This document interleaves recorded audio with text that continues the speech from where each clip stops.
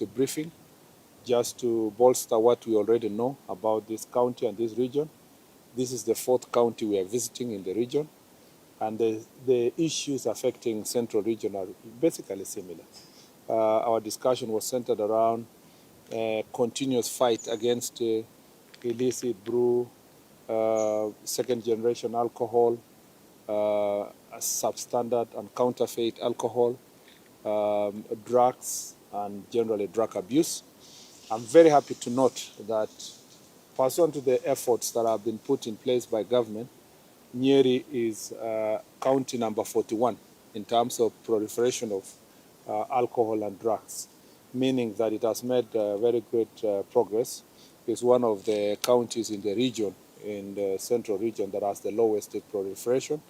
Of course, Kiambu still leads because of its proximity to Nairobi, but Murang'a is also fairly affected because it's part of the Nairobi metropolitan region.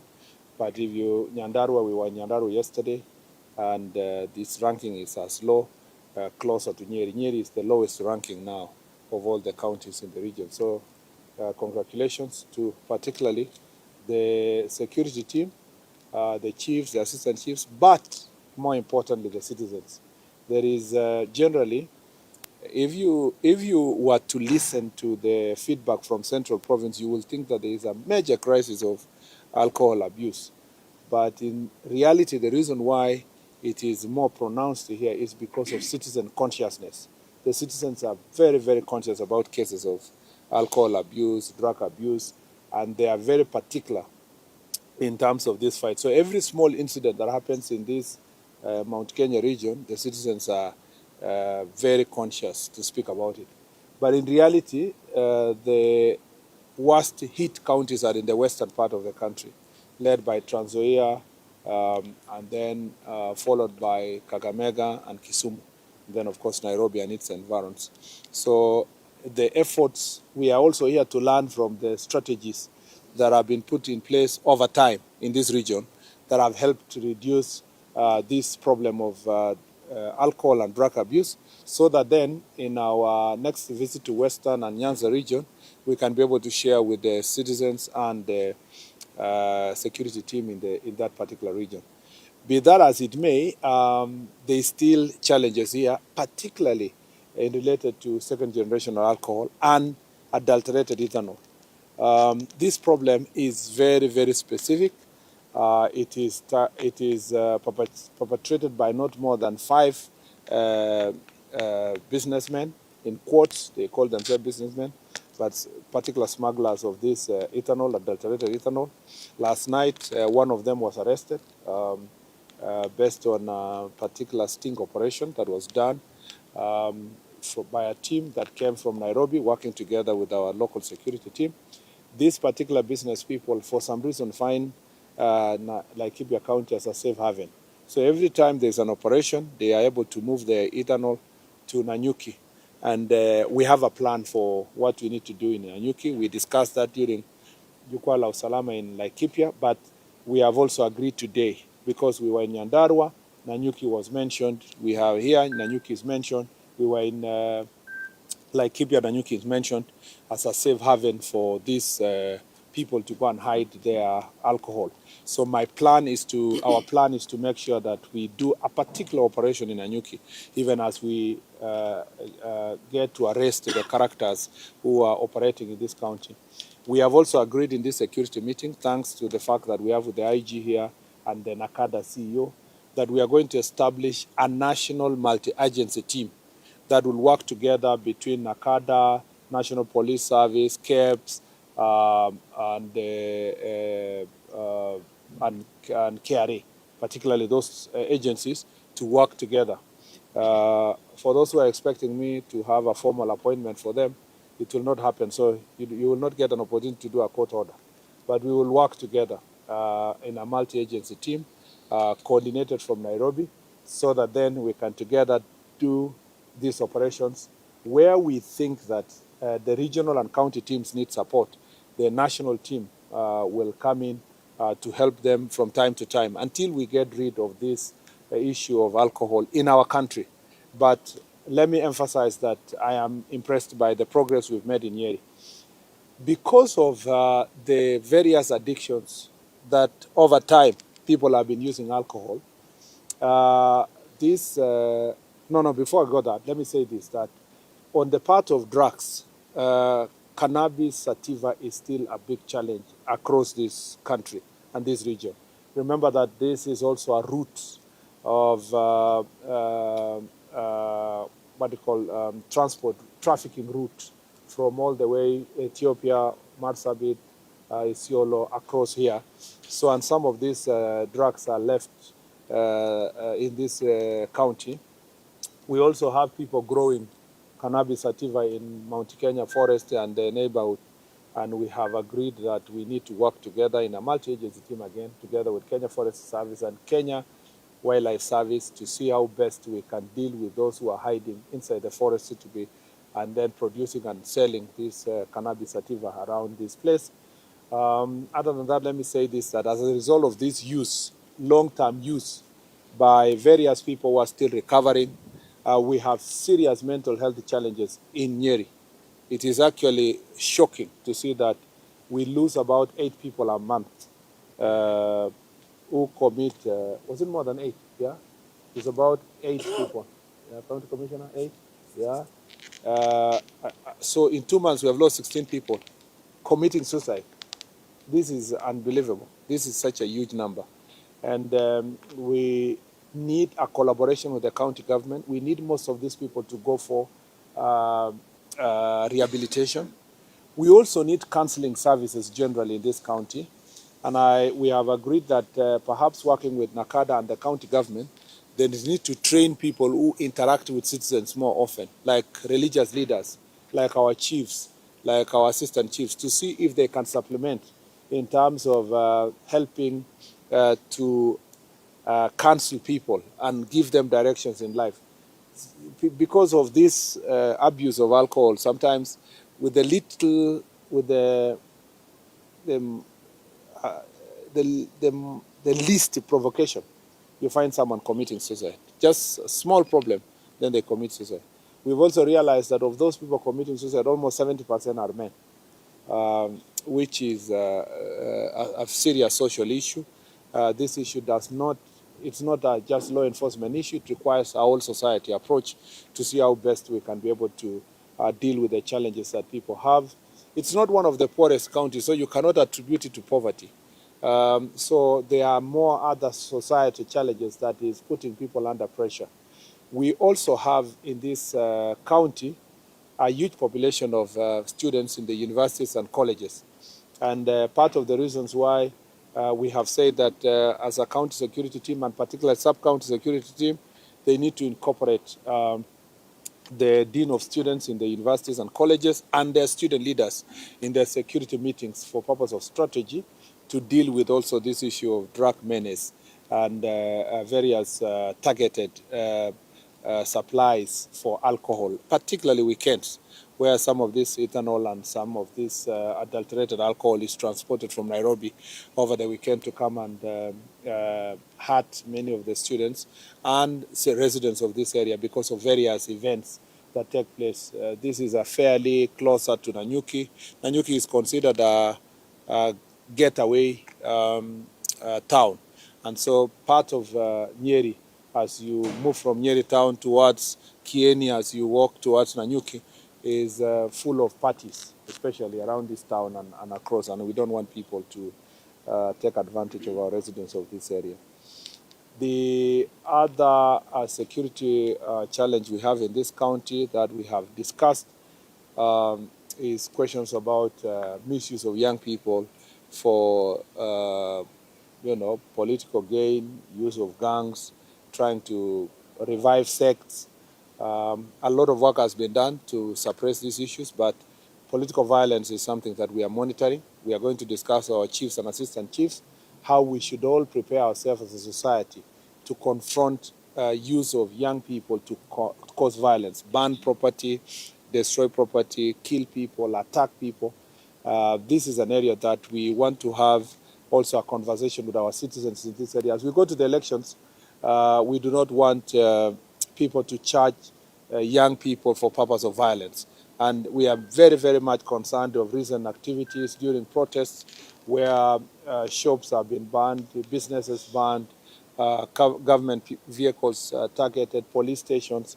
That culture must come to an end. We want people to exercise their political rights peacefully and respecting the rights of their colleagues and everybody else in this area. So I think those are some of the key issues we like to mention. Otherwise, generally, Nyeri is very peaceful, a place of many investments, except for these few organized criminals. The rest of the place is very peaceful. People are going about their business. Government projects are going on well. Housing, markets, most of the roads now, contractors are back to site, and these projects are ongoing. And we want to see our people succeed. There is, oh yeah, I almost forgot this. There is because of government interventions, there is a lot of revival in the agriculture sector. So prices of agricultural products are going up, whether it's milk, coffee, and so forth. And as a result, there are theft of farm produce, including avocados, that are doing well in this region. And there is a good working relationship between the security team and the farmers and the cooperatives. We want to ensure that their coffee is escorted to the mills, out of the mills to the stores. We are working with the cooperatives to encourage them to put CCTV cameras. We are also putting under surveillance the security, the watchmen that are taking care of these cooperatives to make sure that they are vetted and we monitor them, because some of them are colluding with the thieves to steal coffee. The theft of coffee was a little bit high a few months ago. Last month it was slightly high, 2,000 kilograms of coffee was stolen. But this month a good job was done, in July actually. In June it was high. In July it came down to only 60 kilograms. And there have been a number of recoveries that have been done for both coffee and avocados. Stealing of these farm products, whether of course, it's a very negative thing, but the positive story is that there is hope in this area that farming is again bringing pesa mfukoni to many residents in this area, and therefore we must protect, including livestock also. Stealing livestock, one cow, two cows here. There have been some criminals who have been invading people's homes, stealing one animal here and there. And you know these animals, somebody may have taken loan from cooperative to buy a good cow and so forth, and then stolen and slaughtered. The same problem we encountered in Nyandarua yesterday. And the security team is on high alert. I'm going to have that conversation with the chiefs to see how best we are going to ensure that there is an intervention in every location, sub-location, to protect farmers who are losing their livestock or their farm produce. I will take 3 questions, and then we will call it a day. Yes, I'll start with you. Yeah. Yes, my name is Clement Masumbo from KTN. We have seen heavy deployment of security officers at JKA ahead of regarding Gachagua's arrival in the country. Yeah. Perhaps, is it part of the security plans you talked about yourself? Yeah. I'll answer you last. So let me start with the things that concern Nyeri. Anybody who has something that concerns this region. So all of you are just asking that one question. Mine is a national matter, okay. From last year. Okay, you introduce yourself. Yes. Kamau Mwangi, Citizen TV Nyeri. Correct. And my question goes to both yourself and the IG. Yeah. Last year, there was this man or gentleman who was arrested for perpetuating crimes against women in the Kware murders from last year. Yes. Where are we with that? Where is Collins Tumaisi? Yeah. He's not been found to date, and is Kware still an active crime scene? Was another name. He had 2 accomplices. Yeah, okay. Yes. You're saying the accomplices. Thank you for asking that question, because I forgot earlier. The other problem we have in Nyeri is gender-based violence. Gender-based violence and cases of defilement. They are also very high. And it's a matter of great concern because it's perpetuated by family members, close relatives. These cases also of gender-based violence, including sexual offenses, is also linked to this alcohol and drug abuse. And again, we are encouraging the society not to keep quiet in terms of dealing with these issues. They must speak out. Gender-based violence is a matter of great concern. You will hear us in the venue when we are discussing today. Our encouragement is to our local chiefs and assistant chiefs to make sure that this is not being normalized in some communities, but others are being called to resolve that problem of gender-based violence and say that, families have agreed. Defilement happens, and then they say families have agreed. This is something we must not accept and we must not normalize. On the question of, and that's why there is a pending question about the suspect who was arrested in Nairobi linked to the cases of femicide at the Embakasi quarry dump site, or a dump site there near the quarry. And it's regrettable that the guy escaped from custody and that is still at large together with their accomplices. And the police are still pursuing. It's notable that 2 newspaper adverts were put into circulation to see if any citizen or any person has any knowledge about their whereabouts. It is our expectation that they be found, established where they are, dead or alive. It is of great concern. I see some people who want to score cheap political points out of this very heinous act. It's something that we take seriously. Remember that the president, even pursuant to that incident, established a task force to look at the issues of femicide in the country, and the report is ready. We should be able to present its findings, most of its findings related to some of the things I talked about: society, investigations, early warnings, communication. It's also very sad that many people have their loved ones, they don't talk with their loved ones for months, and they never ask themselves where they are, they never report. Of course, a number of cases are reported, but part of the reasons why these things are not napped also in good time is failure to report in good time cases of missing persons, particularly some of these characters who are targeting women. So we are on course. We continue pursuing where they are. They are not the only criminals who are at large. Some of other suspects, National Police Service is pursuing about robbery violence, among others. Sometimes they go underground. Sometimes also you'll find that they may be dead. But we must find out where they are, whether it's dead or alive. Yeah, because Waziri, the question is, for how long do the families of these loved ones have to wait until they get the justice that they deserve? We cannot put timeline on something that we have absolutely no control as to where they are.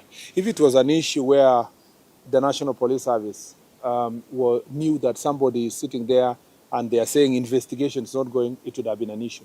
But somebody who is running and we are pursuing, by all means, we must take the shortest time possible based on the circumstances and based on the circumstances of every case to make sure that they are apprehended.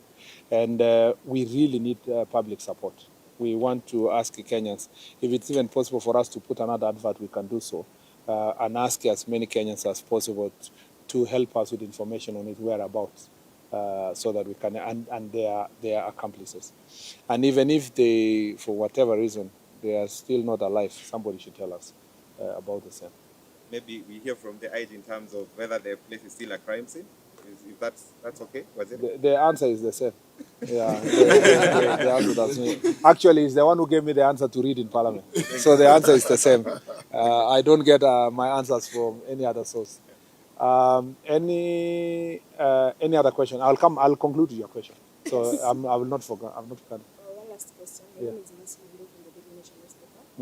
It's been a year since the Hilton and the Russia accident that saw 21 boys perished. We have not heard anything from the government. No report. What is going on? I would be lying to tell you. I would be lying to tell you that I am aware of the where the report is at the moment. It would be something I would try to find out. The investigations was instituted and it was coordinated by the Ministry of Education. because it was an education issue. But of course, the National Police Service are involved, and multi-agency level of involvement. Maybe then, based on your question, we can either find out before the forum starts, and then how far it is. I can call my colleague in education, and we can consult also with the IG so that during the forum I can answer your question. So I hope that you will be there for me to make a better informed clarification during the Jukwaa la Usalama forum. There was an Ann somewhere here. Yeah. In the issue of the threat against this, actually, the issue of the liquor license board is actually within the country. Yes. You perhaps coming up with a regulation or rather working out within the counties, the county assemblies, make sure that you tighten that issue. A lot of what is happening with alcohol now is about enforcement. I am very happy that this is one of the counties, together with Nyandarua, that have a very good law. You can't fault the county assembly or the county government on the legislation. This county established way back very good legislation about licensing. And they have been very strict in terms of licensing. I have been briefed today that the licenses only, there are about 17 bars. Is it Nakada? 17 bars that have only been licensed in this county. The only sad story is that there are many bars that are operating without license. So the issue is to have a joint enforcement between the counties themselves, because they have an enforcement department of the counties with the help of the police officers and the security team and NACADA to close these bars. Something I didn't even say earlier, which is important for me to say, is that in part of the areas where there is proliferation of also adulterated alcohol or alcohol that is substandard or so, it can't happen without the collusion of also local security agencies. So there is usually a failure somewhere by the OCS or a chief or a national government official. So we have what we have done and what the IG has done is to reorganize to every other time to reorganize the police officers pursuant to the intelligence information that comes out from the citizens on those who are colluding with these unscrupulous business people to allow these adulterated alcohol to be sold, especially ethanol. So we are dealing with our own officers also. Some are being taken through disciplinary procedures. Some where we cannot really find clarity as to how they were involved are transferred or to go and perform other duties, especially those who we may not have proper evidence that they committed something, but where there is laxity on their part, they can be redeployed to go and do something else. I guess we have answered those questions. On your question about security at the airport, the National Police Service is always alert to ensure that they protect our critical installation. The Jomo Kenyatta International Airport has a fully-fledged commander in charge of all the airports in the country. He's based there, but also we have airport police that take care of our airports across the country. It's important for every citizen when they travel or they come back to observe the law, to observe the rules that apply in the use of our airport, and not just the airport, the roads, everywhere. Everybody needs to be observant in terms of the law. You are the one who has informed me that there is a heavy deployment. I was not also aware. But generally, police, even the IG doesn't have to know about a deployment in a particular place. The National Police Service is decentralized, and everybody will do their job unless they are seeking for specific requests from the IG that there is need for enforcement. The IG will be informed. But the IG generally, everybody everywhere, a police officer everywhere doesn't have to call the IG before they do law enforcement. They can do their job and report to the IG through the required channels. So I must assure Kenyans that National Police Service is always on alert to make sure that any person or any incident that is going to lead to breach of peace is addressed according to the law, so that Kenyans can continue pursuing their political or social or economic objectives in a peaceful environment. I'm very happy to be here. You know, this is